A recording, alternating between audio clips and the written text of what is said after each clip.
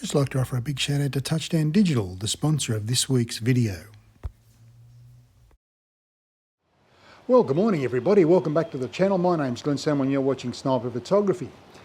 Now, if you're lucky enough to see the introduction video on this series that I'm doing, if you have watched that, well, I'm glad you're back here today to watch part one of this macro slash close-up photography tutorial, which encompasses 4 videos, possibly 5.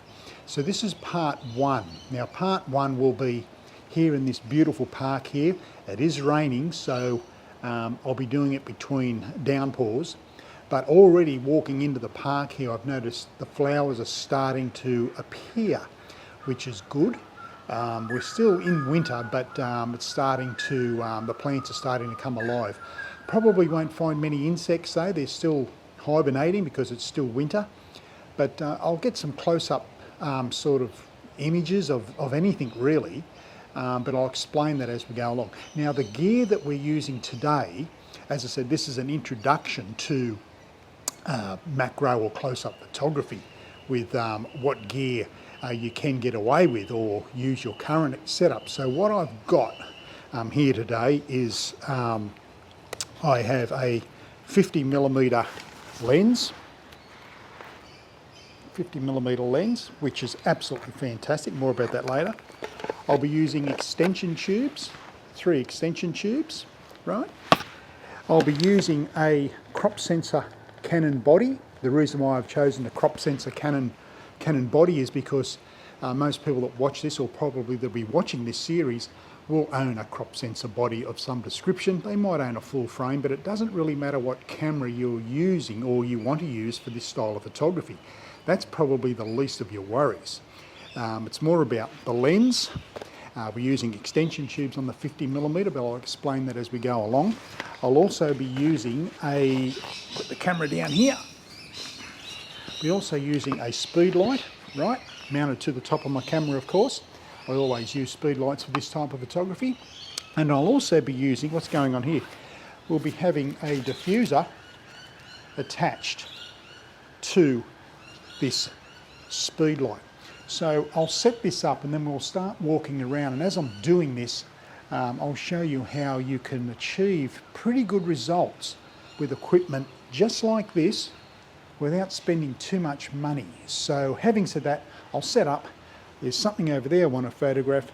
I'll set this camera up here so you can see what I'm doing, and I'll explain to you how to do this, especially using a 50mm lens and extension tubes. Let's go. Okay, so down here I've got this this beautiful white flower, and it's wet from the overnight rain, and it's still raining here.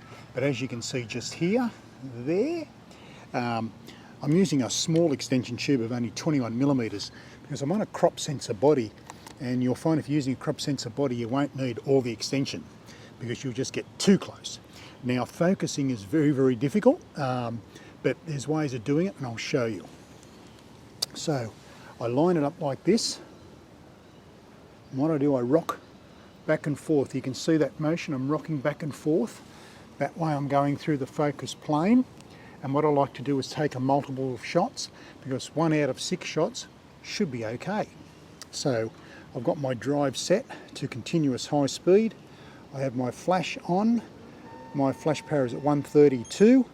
I'm at f16 and my shutter speed is 1/60th of a second. So we'll see how we go with this one. Now as you can see, I'm very, very close. I'm only centimetres away. And this is with a 50mm lens. Okay, so you'll see I took multiple shots there, and yep, that's pretty good. Yep. A little bit off centre, but I can fix that up. Yeah, I've probably got, out of those 6 shots, I've got 2 that are in focus. So that's something you can practice with. And this is really, it's really good photography this. It really is, gets you thinking. And look, basic equipment. 50mm lens, I've got a 21mm extension tube. Absolutely fantastic. It's very simple to do. just battling the elements of the weather here. But just over there is a really nice little red flower that I want to photograph. I know nothing about flowers. It's just that I like photographing them. But this is just to show you with a basic gear like this and a wrist strap, we can get some really nice photographs. So, but as you can see how close I was, like that. I was probably that far away with this. It's absolutely a good way of starting macro or close-up photography. Let's go and find some more.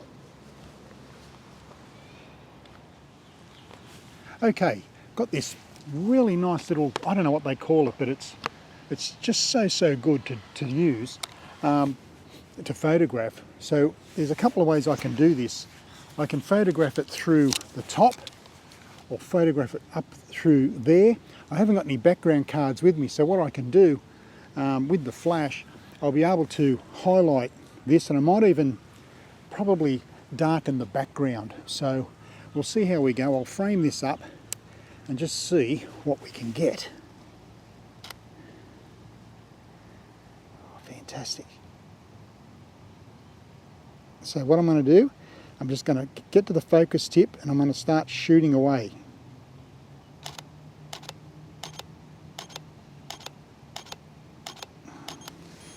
And let's see what we have here. Right. We go down this way.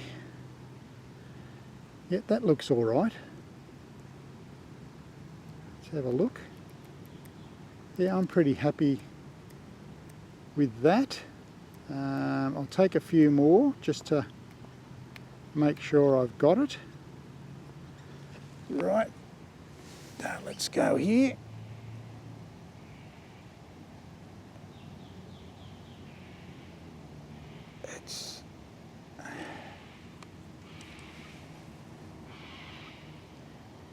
Focus, it takes a bit of time.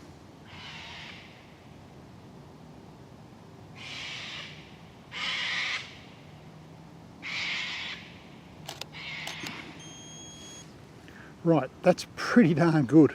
I'm happy with it. I don't know whether you can see it on the back of the camera or not, but it's not too bad, you know, like 50mm lens with an extension tube.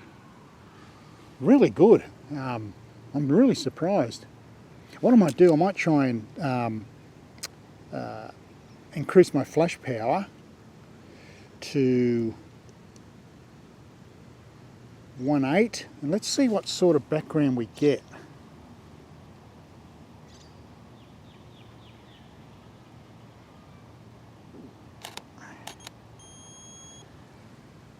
Oh, that's not too bad. Yeah, I'm happy with that. As you can see,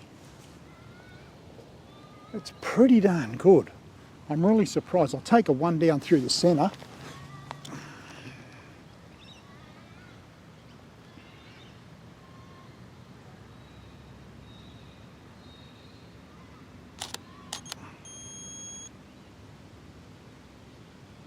I'll take another one.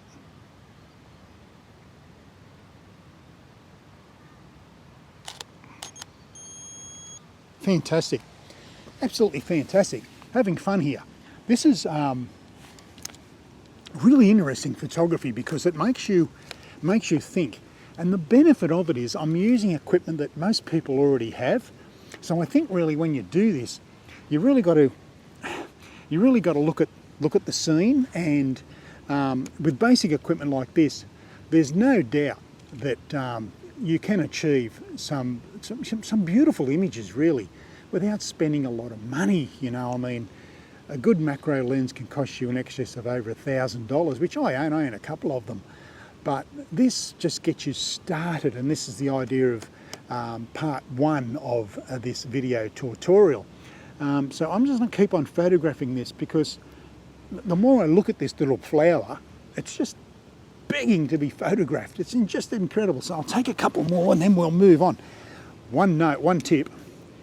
This type of photography, I hope your knees are all right. My knees are shot, but don't wear good clothes because you're in the dirt, you're in the mud, you're in the water, but you've got to get down low at eye level and to really emphasise the thing that you're, the subject that you're photographing. So we'll give this a go here like this. Get a bit closer.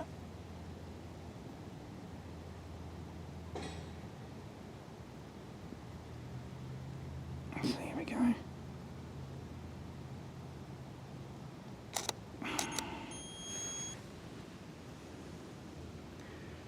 They're very surreal, these shots. I'm quite surprised actually. This has been a damn fine morning so far. There's something happening here too. It hasn't. I think in the next few weeks these plants and flowers are going to be absolutely magnificent. So I'll try and get hold of this one here. This is pretty good. I like this. Yeah, do it again.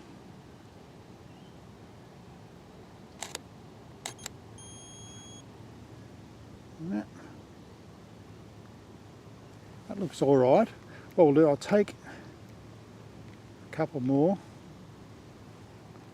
Might do really blow this background out actually.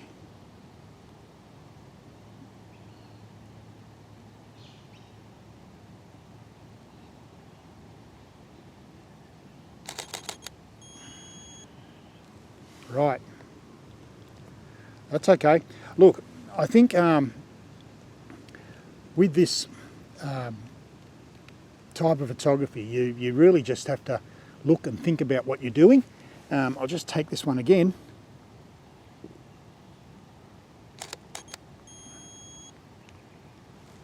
Go a bit more power. Here we go there. It's pretty good. Not too bad. Right, it's starting to rain now. I'll get back under cover, and once it stops raining I'll come back out. Okay, so the weather's really set in here now, and we've had a few downpours, so I've been dodging the rain. But not until later on, say around about video number 3 or video number 4, is when I'll show you the techniques with this particular photography. Today it was more about the equipment that I was using and what you can achieve by using equipment like this, which I will put the images at the end of this video. I have taken a few. You'll notice when I was over there I was kneeling down, and you've got to get down on the ground basically to, because a lot of the subjects are at ground level. So basically what you're looking at doing is just going out and looking around and seeing what you can photograph. Now, the equipment that I use today basically is virtually entry-level stuff. And if you've got part of that kit, or part of this kit, you're well on your way to taking some really nice close-up photographs. Not necessarily ultra macro, where you're concentrating on the bug's eyes or feelers or anything like that, but mainly getting real close and filling the frame with good quality images. So let me explain to you about the equipment, because that's what these videos are about, showing you what you can do with, well, especially this type of stuff, just entry-level gear. Now, I'll just increase the exposure on my light here. It should be a bit better. Yeah. Okay, so basically what I've got is, now I'll have to do it again. Hang on, just bear with me. Go back here. Yep, that looks good. Okay, so let's start with the lens, a 50mm lens. A great lens. Seriously, every photographer should have one of these because it teaches you photography. A 50mm 1.8 will teach you photography because it forces you to move. It forces you to look around and move your body, move around. It's not a zoom lens where you can stand in one spot and zoom in or out. It doesn't happen that way with a 50mm fixed focal length lens. You can pick up one of these lenses if you're shooting with a digital SLR. You can get one for about $200 brand new. They're not really expensive, but I suggest you look at the good second-hand market. You can pick them up for under $100 because people buy this sort of gear and then they transition into a mirrorless or a completely different system. So they've got equipment that's not going to match. So look at the good second-hand, look at the second-hand market for a nifty 50, we call them. It's just fantastic to use for this style of photography. Extension tubes. Now, I'm using a crop sensor body, so this is a 1.6 crop. So with a 50 millimeter, you're looking at close to, well, you're looking at over 80 millimeters in focal length with the crop. So when I put an extension tube on, I'm super close. I mean, that's macro. And here today, I was only using one of the 3 extension tubes, which was a, where is it? A 13 millimeter. That top one there, I was just using that one. They come in sets of 3, right? And they're a hollow piece of plastic. Now, this set here cost me $40 on Amazon. It has the electronic points. In other words, when I stick it onto the front of this camera and then attach my lens to it, I can still see my settings. ISO, my shutter speed and my aperture is still being seen in the camera. You can get other extension tubes that don't have the electronic terminals. In other words, that's what they are, just tubes. But when you use them ones, they're about $30. You're not getting any readings. You can't see your settings because there's no electrical contact points in these, but in this set there is, and it's $40. Very inexpensive way of getting into close-up or macro photography. It's fantastic. Also turn our flash now, or speed light. This is a Yongnuo. You can see that there. It's a Yongnuo. Speedlight YN564. I've had this for some time. It's quite good actually. It runs on 4 AA batteries. It has a fairly quick recycle time. You notice that I was firing 3 or 4 shots at a time, or even 6 shots at a time, bang, bang, bang, bang, bang. So it has a quick recycling time with those types of batteries. And it's perfect for this job. Now this Yongnuo, you can get this brand new for around about $220. Once again on Amazon. I purchased this some time ago, just as a fill-in flash actually, but it's great for this style of photography. So that's the speed light, fairly inexpensive. You might already have one, I don't know. But if you have one, use it. So that covers the lens and the extension tubes and the speed light. The camera body, well, as I said, it's a crop sensor body. It's my actually indoor video camera, actually, but it takes pretty good stills, the Canon 80D, great camera, been superseded by the Canon 90D. So it really doesn't matter what camera you use. I know for a fact that some cameras now have inbuilt focus stacking ability.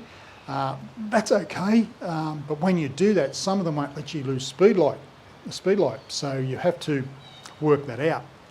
But for me, you know, if I'm going to take multiple shots with this system, well then I've got to focus stack anyway, and sometimes I don't need to focus stack. I will shoot macro and close-up photography or images at f22, even f32. I don't worry about diffraction, that way I don't have to focus stack. A lot of people think, oh, you must focus stack, you must focus stack. No, not really, because these cameras can handle that, and all I've got to do then is increase my flash power, and I get extreme depth of field at f22. I don't really worry about diffraction when I'm doing this type of photography, so keep that in mind, but that's for later on in this series of videos. Diffuser, look, this is a cheap $10 diffuser. As you can see, it fits on the head of the speed light, $10 on Amazon. What that does, that spreads the light evenly and it softens the light. It's like on a cloudy day like we have today, the light's very soft because of the clouds. Well, this acts like a cloud over your speed light. So, you know, these things are very simple. It's a very simple, got a wrist strap worth about $10.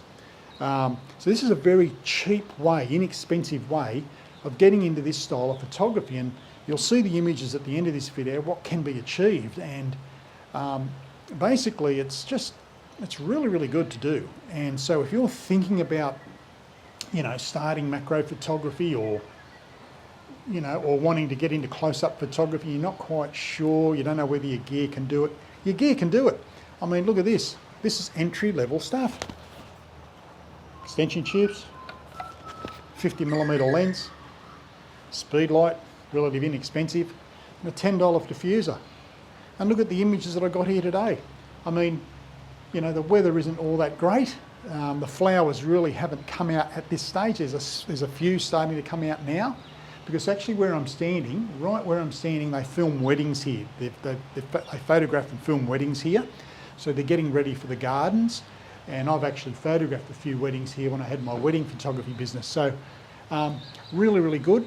Now, with close-up and macro photography, it's not only about insects and bees and bugs and spiders, it's about everything else. Flowers, the inside of flowers. I'm looking at this great tree over here. Like the petrified bark on trees, that's another thing you can get close up to. Rusted hinges on gates and doors, that's another thing. I have a friend that specialises in photographing door handles, of all things, and they're fantastic because he gets in close and he shows all the detail, even sees fingerprints on the door handles. So there's lots of subjects that encompass macro and close-up photography. It's not just about insects and bugs and flies and ants, right, that we all see. It's to do with all the other things as well. Small things, flowers, and if you're lucky to have a bug land on a flower when you're photographing it, well, you know, great. So think about that. It's not just about insects and small bugs and things and spiders. It's about all the other things, leaves, bark, rusted door handles, rusted hinges on gates. You can photograph these things and it turns into art. It's very, very good. It's a great genre of photography, actually. I really enjoy doing it when I'm not shooting landscapes. So that's the equipment that I'm using. I hope you enjoy the images at the end of this. It's been a bit of a struggle. I'm dodging in and out of the rain here. Luckily I've got this undercover pergola, gazebo sort of thing here that's giving me protection. But I'll give it another go here, take a few more shots and I'll put them up. But this was just to show you what you can achieve with very simple entry-level gear. So having said that, I'll take a few more, put them up at the end of this video, but let me know what you think. Have you tried doing, or you want to try doing macro photography or close-up photography, and you have just the basic equipment? Tell me, will you do it? Do you want to do it? If you want any more information, just reach out to me. I'm only too pleased to help you. But yeah, other than that, the rain's stopping now. We might do a couple more, see what's around and see what I can photograph. But yeah, look, this is part one of a 4-part series of photography, close-up and macro photography. So just please let me know what you think. Put your comments down below and I'll certainly get back to you. Thank you for subscribing to this channel if you're new to it. If you're just new here, please hit that subscribe button and the bell next door so you don't miss anything. But yeah, basically that's it. Just walking around having fun with basic level entry gear. So until next time, my name's Glenn Selmy. You've been watching Sniper Photography, and as I always say, be nice to yourself, family and friends, but most of all, you keep shooting, keep smiling. Bye for now. Let's see what's over there. Plus it's coming close to coffee time.